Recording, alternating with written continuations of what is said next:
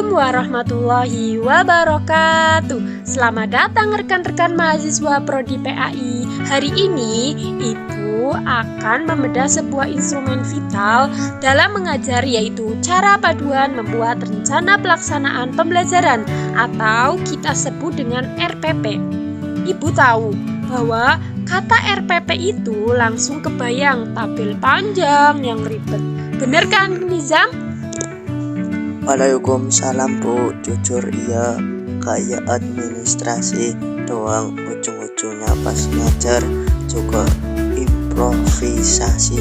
Nah, itu masalahnya RPP itu bukan syarat naik gaji atau akreditasi. RPP itu peta buat kalian, biar nggak nyasar di kelas. Semisal gini, coba Liza, kalau mau ke Semarang tapi nggak bayar peta gimana coba? Bisa muter-muter nggak nyampe Bu, atau malah nyasar ke Demak. Nah itu persis, ngajar tanpa RPP, misal gini, 50 menit habis buat buka buku tutup. Hari ini kita bikin paduan RPP yang benar, bisa kepake, bukan buat difotokopi saja terus nanti dibuang lagi, bukan. Jadi hari ini kita akan membahas paduan RPP yang baik dan benar. Oke, jadi RPP pada kurikulum sekarang itu memakai kurikulum merdeka yang simple. Lupakan RPP 15 halaman, fokus ke 5 ini aja. Catat ya, dan perhatikan dengan jelas.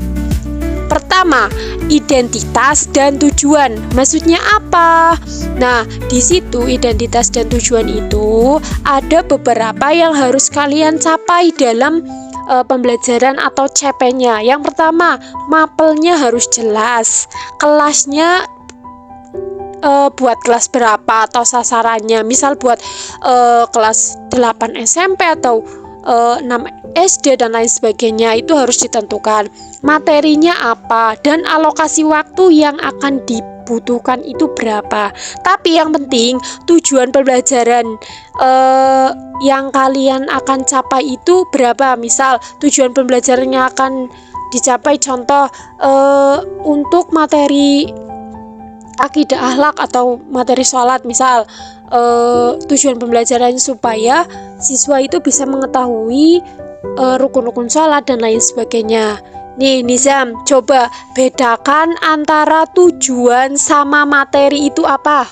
Materi itu apa yang diajarin, tujuan itu bisa apa siswanya setelah belajar Bu. Oke, cakep. Contoh salah ya, siswa mempelajari sholat. Contoh yang benar, siswa dapat memperagakan gerakan rukun dengan tumak ninah. Lihat bedanya kan? Di situ ada kata kerja mempergerakan, itu yang bisa kita ukur. Nah, yang kedua, langkah yang kedua itu ada tentukan langkah kegiatannya. Jadi suatu rencana pembelajaran jantungnya itu dibagi ada 3, pembukaan, inti, dan penutup. Nah, Liza, di pembukaan itu ngapain aja idealnya? Berdoa, cek kehadiran, apresiasi Bu, ngasih pertanyaan tematik. Oke, betul. Jangan lebih dari 10 menit. Nah, dari intinya itu, tempat kalian main itu harus menentukan model apa yang harus kita tentukan. Misal dalam fikih itu tentang sholat ya wajib. Nah, di situ ada demonstrasinya. Nggak mungkin ngajar sholat itu cuma ceramah-ceramah doang. Nah, yang ketiga nih, ada asesmen. Asesmen itu adalah suatu instrumen yang setelah pembelajaran itu harus digunakan seorang guru. Ini sering dilupain. Gimana cara tahunya tujuan tadi tercapai? Kalau tujuannya itu memperagakan, yang asesmennya itu suruh praktek. Jangan tujuannya itu praktek, asesmennya pilihan ganda, nggak nyambung. Nah, yang keempat itu harus tentukan media dan sumber belajarnya itu harus jelas. Misal tulisan konkret. Jangan internet, tapi video tata cara sholat dari channel NU online dengan durasi 3 menit. Itu yang harus diperhatikan oleh seorang guru dalam menggunakan media dan sumber belajar yang jelas. Nah, yang kelima itu kalian harus tentukan refleksi dan tindak lanjutnya. Jadi bagaimana seorang guru itu dalam refleksi dan tindak lanjut menyampaikan kepada siswa, dan siswa harus timbal balik ke guru itu, harus menentukan misal dari guru ke siswa ada remedial atau buat yang belum bisa, itu pengayaan buat yang udah jago, dan untuk buktinya kita pedulinya sama semua siswa. Jadi pada tahap refleksi dan tindak lanjut nanti ada siswa yang tidak tahu dan siswa yang udah mengetahui lebih lanjut. Nah, kemudian nih langsung praktek aja ya. Jadi materinya contohnya tentang rukun sholat, sasarannya itu kepada kelas 7 MTS, waktunya dengan sekitar 1 kali 50 menit atau CP. Coba Nizam, coba susun tujuan pembelajaran satu aja. Setelah pembelajaran, siswa dapat mengurutkan 13 rukun sholat secara benar melalui media kartun misalnya. Nah, bagus. Ada mengurutkannya, ada media kartunya juga. Di situ berarti terukur. Sekarang Liza, isi kegiatan intinya itu 30 menit. Gimana caranya biar nggak bosenin? Pertama, 5 menit saya kasih video orang sholat tapi gerakannya diacak. Terus 15 menit anak-anak kelompok main kartun rukun. Lomba nyusun urutannya 10 menit terakhir satu kelompok maju demonstrasi hasil diskusinya, Bu.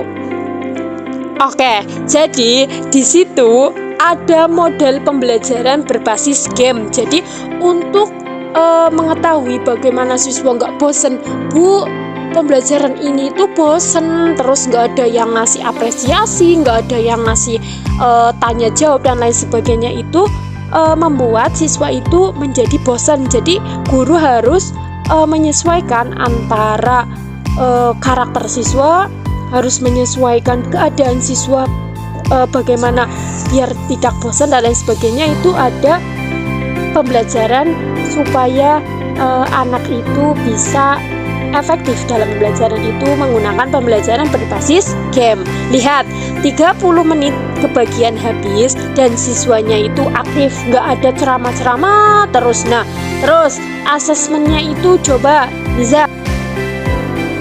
Asesmennya 2, Bu. 1 nilai dari ketepatan urutan kartu pas lomba. 2 nilai praktek pas demonstrasi, jadi kognitif sama psikomotor dapat. Oke, jadi 100 buat kalian berdua. Jadi RPP yang jalan itu kuncinya harus menentukan tujuan kegiatannya, asesmennya, dan lain sebagainya. Jangan tujuannya semisal ada 5, berarti itu cuma ceramah-ceramah doang. Harus ada asesmennya itu secara tanya jawab boleh, tanya jawab secara lisan itu boleh. Nah, itu RPP yang RPP bagus, tapi gagal eksekusi itu biasa. Nih, tips dari Bu Guru nih. Ada 4 tips buat kalian calon-calon guru itu. Yang pertama itu ada tes media dulu. Jadi tes media dulu itu seorang guru harus mempersiapkan proyektornya. Nah, juga datang sebelum 15 menit sebelum pembelajaran. Jadi awalnya itu jangan pas kelas mulai baru bingung kabel HDMI-nya itu mana ya, ada enggak ya, masuk enggak ya ke laptop gitu. Nah, yang kedua itu siapkan plan B. Siapkan plan B itu jadi kincir soalnya itu semisal kalian seorang guru itu memakai media pembelajaran menggunakan kincir soal masuk atau enggak ya. Jadi nanti bisa menggunakan tebak kata. Jangan panik di dalam kelas, apalagi di depan siswa. Nah, Nah, yang ketiga itu ada alokasi waktu ketika estimasi itu bisa digunakan. Jadi kalian itu harus diskusinya itu benar-benar ramai. Semisal bisa ditambahkan dengan 2 menit bisa. Asalkan waktu ketika refleksinya itu jangan terlalu pendek gitu. Harus ada benar-benar refleksi itu dalam pembelajaran itu sangat penting digunakan untuk siswa. Nah, yang keempat itu bahasanya di RPP-nya itu harus benar-benar jelas, benar-benar nyata, benar-benar aksi. Ganti kata memahami itu jadi menjelaskan, ganti mengetahui jadi menyebutkan. Biar gampangnya ukurnya itu coba nih, bisa kasih contoh. Jangan siswa memahami hukum sholat, tapi siswa dapat menyebutkan 3 hukum sholat fardu. Itu ya Bu. Ya betul. Jadi terakhir nih ada RPP yang baik itu harus menggunakan kata kerja operasional KKO, atau kalian itu seorang guru harus menentukan hasil kata kerjanya dalam tujuan pembelajaran yang akan dicapai biar disampaikan kepada siswa. Itu bisa di-download di Google. Di situ ada aksesnya banyak sekali. Apalagi sekarang di media-media sosial, bisa di YouTube, bisa di Facebook, bisa di Instagram, itu bisa ada tabel KKO. Bisa juga kalian seorang guru bisa ditempel di dinding kamarnya kalian. Terus kemudian terakhir nih, RPP yang baik itu terdiri dari 3 cirinya. Itu ada jelas, ringkas, bisa dilaksanakan juga. Kalau semisal RPP-mu itu nggak bisa kamu baca ketika ulang misal dalam pembelajaran hari ini hanya 1 baru buat atau gimana nih gitu. Nah, kalau semisal itu berarti RPP-mu itu gagal. Coba nih Nizam, 1 kalimat penutup dari kamu buat teman-teman mahasiswa sekarang yang akan bakal calon-calon guru ke depannya itu mau bagaimana? Dan RPP itu bukan buat pengawas Bu, tapi buat nolong diri kita sendiri biar gak mati. Beliau jelas. Oke, nih kemudian Liza, kemudian gimana? RPP karena itu yang bikin siswa pulang bawa cerita, bukan bawa capek nyatet. Oke, Masya Allah. Jadi buat kalian yang bakal calon-calon guru, kalian udah paham nih. Karena dalam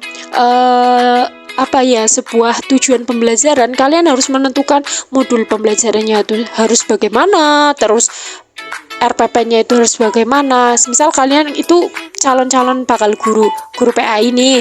Nah, arsitek peradabannya itu sebelum diakhiri ya, ini Ibu akan menjelaskan RPP itu kan cetak birunya. Kalau cetak birunya asal, bangunannya akan roboh. Sekian dari saya. Terus latihan bikin RPP ini kalian di rumah juga harus kayak melihat referensi yang lain juga. Nih Ibu kan sudah menjelaskan juga dan kasih contoh juga. Sekian dari Ibu, kurang lebihnya mohon maaf. Wassalamualaikum warahmatullahi wabarakatuh. Waalaikumsalam warahmatullahi wabarakatuh.